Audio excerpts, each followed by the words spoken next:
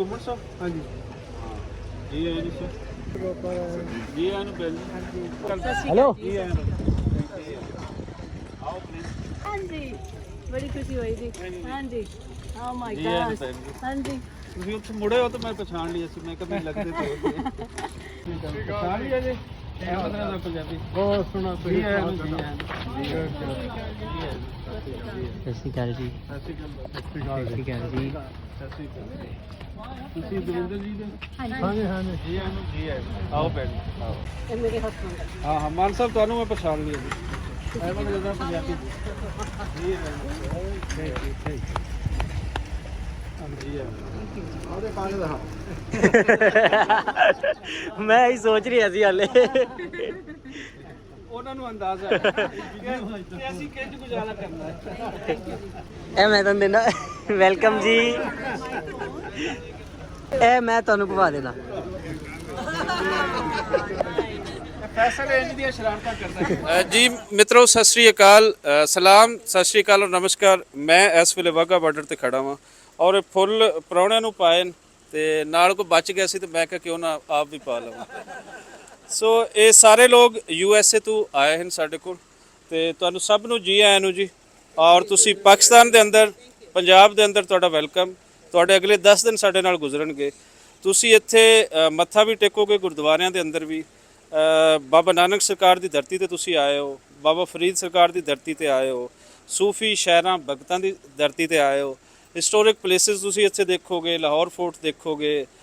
ਹੋਰ ਇਹਦੇ ਨਾਲ ਜੁੜੀਆਂ ਜਿਤਨੀ ਸਟਰੀਟਸ ਤੁਸੀਂ ਵੱਖੋ ਵੱਖ ਖਾਣੇ ਇੱਥੇ ਇੰਜੋਏ ਕਰੋਗੇ ਸੋ 10 ਦਿਨ ਦਾ ਸਫ਼ਰ ਤੁਹਾਡਾ ਸਾਡੇ ਨਾਲ ਗੁਜ਼ਰੇਗਾ ਔਰ ਅਸੀਂ ਬੜੇ ਮਾਣ ਨਾਲ ਕਹਿੰਦੇ ਹਾਂ ਕਿ ਤੁਸੀਂ ਉਸ ਧਰਤੀ ਤੇ ਆਏ ਹੋ ਜਿਸ ਧਰਤੀ ਤੋਂ ਤੁਹਾਨੂੰ ਬੜਾ ਮਾਣ ਮਿਲੇਗਾ ਇੱਥੇ ਬੱਚਾ ਬੱਚਾ ਤੁਹਾਡੀ ਰਿਸਪੈਕਟ ਕਰੇਗਾ ਜਿੱਥੇ ਪੱਗ ਦੇਖੀ ਜਾਏਗੀ ਉੱਥੇ ਤੁਹਾਨੂੰ ਆਵਾਜ਼ਾਂ ਆਉਣਗੀਆਂ ਸਰਦਾਰ ਜੀ ਇੱਕ ਸੈਲਫੀ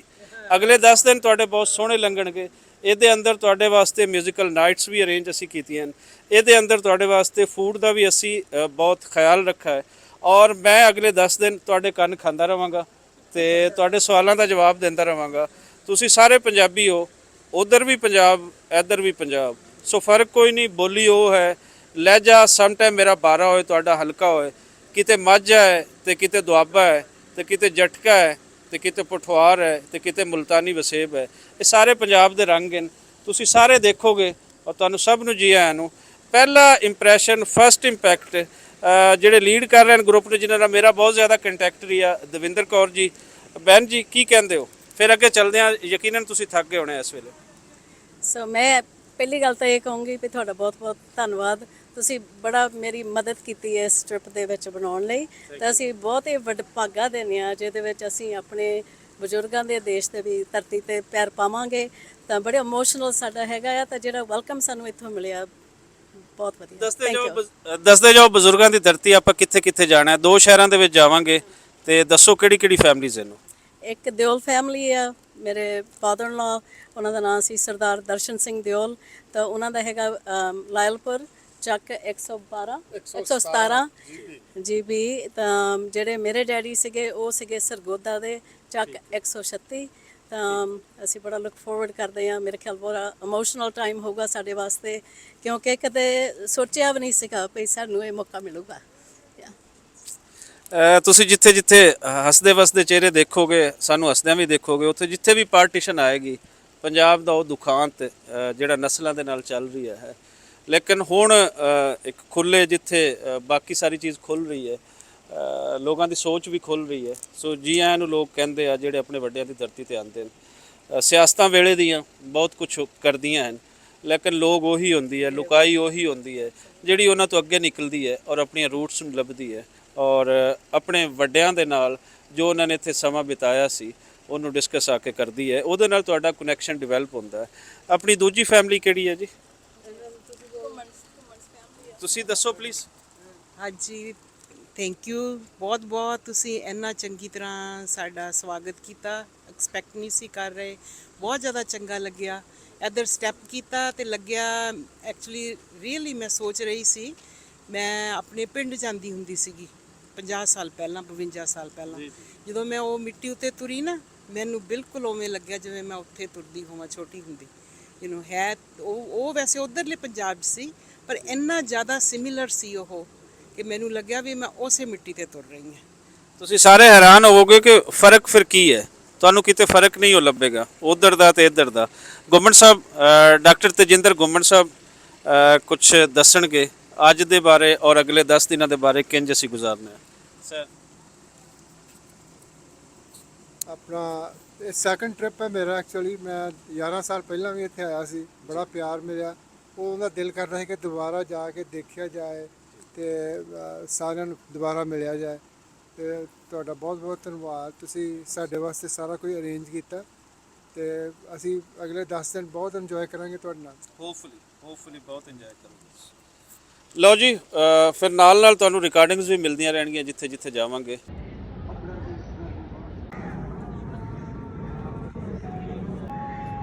ਇਸ ਵੇਲੇ ਅਸੀਂ ਖੜੇ ਹਾਂ ਗੁਰਦੁਆਰਾ ਡੇਰਾ ਸਾਹਿਬ। ਗੁਰਦੁਆਰਾ ਡੇਰਾ ਸਾਹਿਬ ਦੇ ਅੰਦਰ ਇਹ ਬਹੁਤ ਹਿਸਟੋਰਿਕ ਗੁਰਦੁਆਰਾ ਹੈ। ਇਹਦੇ ਅੰਦਰ ਅਸੀਂ ਪੰਜਵੀਂ ਬਾਦਸ਼ਾਹੀ ਨੂੰ ਲੈ ਕੇ ਦੇਖੀਏ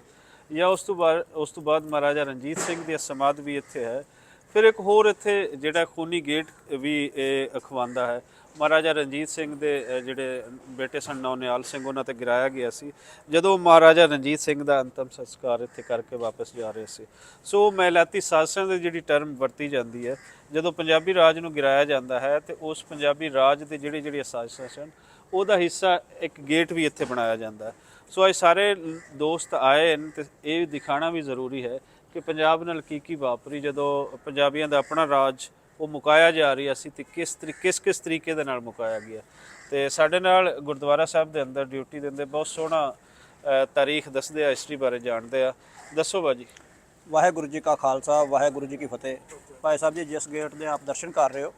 ਇਹ ਲਾਹੌਰ ਓਲਡ ਸਿਟੀ ਦੇ ਵਿੱਚ ਦਾਖਲ ਹੋਣ ਵਾਸਤੇ 12 ਗੇਟ ਸਨ। ਉਹਨਾਂ ਦੇ ਵਿੱਚੋਂ ਇਤਿਹਾਸਕ ਗੇਟ ਹੈ, ਇਹਦਾ ਨਾਮ ਹੈ ਰੋਸ਼ਨਾਈ ਗੇਟ। ਇਹਦੇ ਉੱਪਰ ਮਸ਼ਾਲ ਲਟਕਾ ਕੇ ਰੋਸ਼ਨੀ ਕੀਤੀ ਜਾਂਦੀ ਸੀ, ਇਸ ਲਈ ਇਹਨੂੰ ਰੋਸ਼ਨਾਈ ਗੇਟ ਕਹਿੰਦੇ ਸੀ। ਜਿਹੜੇ ਲੋਕ ਰਿਵਰ ਰਾਵੀ ਦੇ ਥਰੂ ਲਾਹੌਰ ਦੇ ਵਿੱਚ ਐਂਟਰ ਹੁੰਦੇ ਸੀ, ਉਹ ਇਸੇ ਗੇਟ ਤੋਂ ਐਂਟਰ ਹੁੰਦੇ ਸੀ ਔਰ ਇਸੇ ਗੇਟ ਤੋਂ ਆਊਟ ਹੁੰਦੇ ਸੀ। ਔਰ ਇਸੇ ਗੇਟ ਦੇ ਉੱਪਰ ਸਿੱਖ ਰਾਜ ਖਤਮ ਹੋਣ ਦੀ ਸ਼ੁਰੂਆਤ ਹੋਈ ਸੀ ਜਦ ਕੰਵਰ ਨੌਨਿਹਾਲ ਸਿੰਘ ਆਪਣੇ ਵਾਲਦ ਸਾਹਿਬ ਦਾ ਸੰਸਕਾਰ ਕਰਕੇ ਵਾਪਸ ਸ਼ਾਹੀ ਕਿਲੇ ਜਾ ਰਹੇ ਸੀ ਤਾਜਪੋਸ਼ੀ ਵਾਸਤੇ, ਤੇ ਡੋਗਰਾ ਰਾਜ ਨੇ ਉਹਨਾਂ ਦੇ ਉੱਪਰ ਅਟੈਕ ਕਰਤਾ ਸੀ। ਉੱਪਰੋਂ ਛੱਜਾ ਗਰਾ ਕੇ ਉੱਤੇ ਉਹਨਾਂ ਨੂੰ ਮਾਰਨ ਦੀ ਕੋਸ਼ਿਸ਼ ਕੀਤੀ ਗਈ ਸੀ ਅਤੇ ਕੰਵਰ ਨੌਨਿਹਾਲ ਸਿੰਘ ਤੋਂ ਬਚ ਗਏ ਸੀ। ਉਹਨਾਂ ਦਾ ਭਤੀਜਾ ਉਦਮ ਸਿੰਘ ਮਾਰਿਆ ਗਿਆ ਸੀ। ਪਰ ਕੰਵਰ ਨੌਨਿਹਾਲ ਸਿੰਘ ਨੂੰ ਜ਼ਖਮੀ ਹਾਲਤ ਦੇ ਵਿੱਚ ਚੁੱਕ ਕੇ ਸ਼ਾਹੀ ਕਿਲੇ ਦੇ ਅੰਦਰ ਲੈ ਗਏ ਸੀ। ਟ੍ਰੀਟਮੈਂਟ ਦੇ ਬਹਾਨੇ ਪਲਾਨ 2 ਸੀ ਉਹਨਾਂ ਦਾ। ਇੱਕ ਕਮਰੇ ਦੇ ਵਿੱਚ ਇੱਟਾਂ ਪੱਥਰ ਜਮ੍ਹਾਂ ਕੀਤੇ ਹੋਏ ਸੀ। ਉਸ ਕਮਰੇ 'ਚ ਲਿਜਾ ਕੇ ਉਸ ਕਮਰੇ ਦਾ ਦਰਵਾਜ਼ਾ ਉਹਨਾਂ ਨੇ ਬੰਦ ਕਰਤਾ ਸੀ। ਕੋਈ ਵੀ ਦਰਵਾਜ਼ਾ ਖੜਕਾਉਂਦਾ ਸੀ ਤਾਂ ਦਰਵਾਜ਼ਾ ਓਪਨ ਨਹੀਂ ਸੀ ਕਰਦੇ। ਉਹਨਾਂ ਨੂੰ ਕਹਿੰਦੇ ਸੀ ਉਹਨਾਂ ਦੀ ਟ੍ਰੀਟਮੈਂਟ ਚੱਲਦੀ ਪਈ ਹੈ, ਜਿਹੜੀ ਵੀ ਸੂਰਤ ਹਾਲ ਹੋਏਗੀ ਉਹ ਤੋਂ ਅਸੀਂ ਆਗਾਹ ਕਰ ਦਿਆਂਗੇ। ਜਿੰਨੀ ਦੇਰ ਤੱਕ ਕੰਵਰ ਨੌਨਿਹਾਲ ਸਿੰਘ ਦੀ ਡੈਥ ਨਹੀਂ ਹੋਈ, ਉਹਨਾਂ ਨੇ ਦਰਵਾਜ਼ਾ ਓਪਨ ਨਹੀਂ ਕੀਤਾ। ਬੈਕ ਸਾਈਡ 'ਤੇ ਜਿਹੜੀ ਬਿਲਡਿੰਗ ਹੈ, ਇਹ ਸਮਾਧ ਹੈ। ਇਹਦੇ ਉੱਪਰ ਮਹਾਰਾਜਾ ਰਣਜੀਤ ਸਿੰਘ ਦੀ, ਮਹਾਰਾਜਾ ਖੜਕ ਸਿੰਘ ਦੀ ਤੇ ਮਹਾਰਾਜਾ ਕੰਵਰ ਨੌਨਿਹਾਲ ਸਿੰਘ ਦੀ ਇਹ ਜਿਹੜੀ ਬਿਲਡਿੰਗ ਹੈ, ਮਹਾਰਾਜਾ ਰਣਜੀਤ ਸਿੰਘ ਦੀ ਡੈਥ ਤੋਂ ਬਾਅਦ 1840 ਤੋਂ ਲੈ ਕੇ 1843 ਤੱਕ 3 ਸਾਲ ਦੇ ਅਰਸੇ ਵਿੱਚ ਕੰਪਲੀਟ ਕੀਤੀ ਗਈ ਹੈ। ਮਹਾਰਾਜਾ ਰਣਜੀਤ ਸਿੰਘ ਦੀ ਨੈਚੁਰਲ ਡੈਥ ਹੋਈ ਸੀ ਲਾਹੌਰ ਫੋਰਟ ਦੇ ਅੰਦਰ ਔਰ ਇਸ ਜਗ੍ਹਾ 'ਤੇ ਉਹਨਾਂ ਦਾ ਅੰਤਮ ਸੰਸਕਾਰ ਕੀਤਾ ਗਿਆ ਸੀ। ਉਸ ਸਮੇਂ ਸ਼ਾਹੀ ਕਿਲੇ ਤੋਂ ਲੈ ਕੇ ਇੱਥੇ ਤੱਕ 10 ਲੱਖ ਦਾ ਪਸ਼ਮੀਨਾ ਵਿਛਾਇਆ ਗਿਆ ਸੀ ਔਰ ਸੰਦਲ ਦੀ ਲੱਕੜੀ ਨਾਲ ਮਹਾਰਾਜਾ ਰਣਜੀਤ ਸਿੰਘ ਦਾ ਅੰਤਮ ਸੰਸਕਾਰ ਕੀਤਾ ਗਿਆ ਸੀ। ਉਸ ਸਮੇਂ ਮੀਡੀਆ ਵਗੈਰਾ ਤਾਂ ਹੈ ਨਹੀਂ ਸੀ, ਇਸ ਲਈ ਇਤਨੀ ਉਚਾਈ 'ਤੇ ਮਹਾਰਾਜਾ ਰਣਜੀਤ ਸਿੰਘ ਦਾ ਅੰਤਮ ਸੰਸਕਾਰ ਕੀਤਾ ਗਿਆ ਸੀ ਕਿ ਪੂਰਾ ਲਾਹੌਰ ਦੇਖ ਸਕੇ ਕਿ ਮਹਾਰਾਜਾ ਰਣਜੀਤ ਸਿੰਘ ਦਾ ਅੰਤਮ ਸੰਸਕਾਰ ਕੀਤਾ ਜਾ ਰਿਹਾ। ਉਸ ਸਮੇਂ ਲਾਹੌਰ ਦੇ 12 ਦਰਵਾਜ਼ੇ ਸੀ, ਸੋ ਇਸ ਲਈ ਸਮਾਧ ਦੇ ਵੀ 12 ਦਰਵਾਜ਼ੇ ਬਣਾਏ ਗਏ ਸੀ। ਸਮਾਧ ਦੇ ਅੰਦਰ ਜਿਵੇਂ ਲਾਹੌਰ ਫੋਰਟ ਦੇ ਵਿੱਚ ਸ਼ੀਸ਼ ਮਹਿਲ ਦੇ ਅੰਦਰ ਕੰਮ ਕੀਤਾ ਗਿਆ ਸ਼ੀਸ਼ੇ ਦਾ, ਇਸੇ ਤਰ੍ਹਾਂ ਸਮਾਧ ਦੇ ਅੰਦਰ ਸ਼ੀਸ਼ੇ ਦਾ ਔਰ 골ਡ ਵਾਟਰ ਨਾਲ ਕੰਮ ਕੀਤਾ ਗਿਆ। ਔਰ ਇੱਥੇ ਹਰ ਸਾਲ 29 ਜੂਨ ਨੂੰ ਮਹਾਰਾਜਾ ਰਣਜੀਤ ਸਿੰਘ ਦੀ ਡੈਥ ਐਨੀਵਰਸਰੀ ਮਨਾਈ ਜਾਂਦੀ ਹੈ। 27 ਜੂਨ ਨੂੰ ਅਖੰਡ ਪਾਠ ਰੱਖਿਆ ਜਾਂਦਾ, 29 ਜੂਨ ਨੂੰ ਸਮਾਪਤੀ ਹੁੰਦੀ ਹੈ। ਵਾਹਿਗੁਰੂ ਜੀ ਕਾ ਖਾਲਸਾ, ਵਾਹਿਗੁਰੂ ਜੀ ਕੀ ਫਤਿਹ ਜੀ।